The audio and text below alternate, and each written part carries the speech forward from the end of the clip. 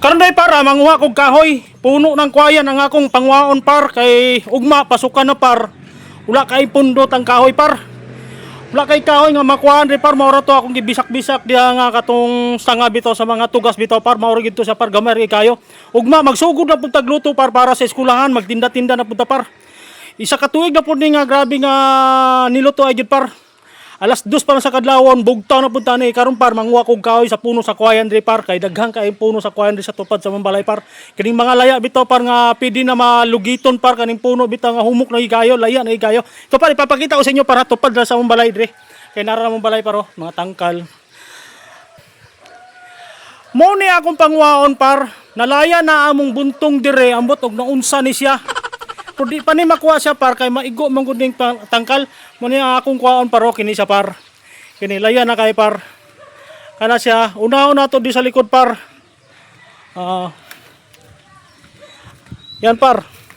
Mo na akong unahon palibot diha daghang ina siya par oh. Kana okay par ato nang sugdan par. Sundan niyo ako par.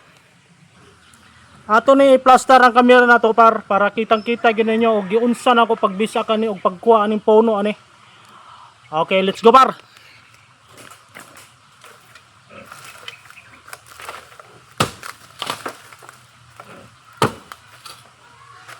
Dahi pa man.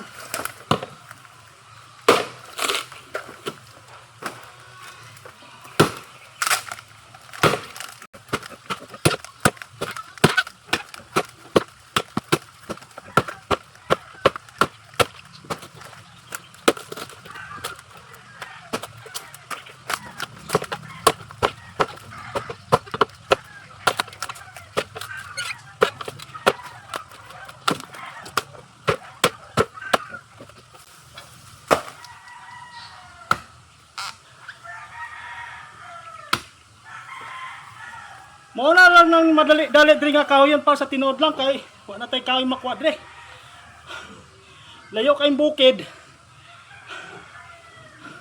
Mangita pa ta didto na dili sure kini siya, sure kay kayo. Kusog gini sa masiga par nga lang walay baga. Di basta-basta gahi man dai.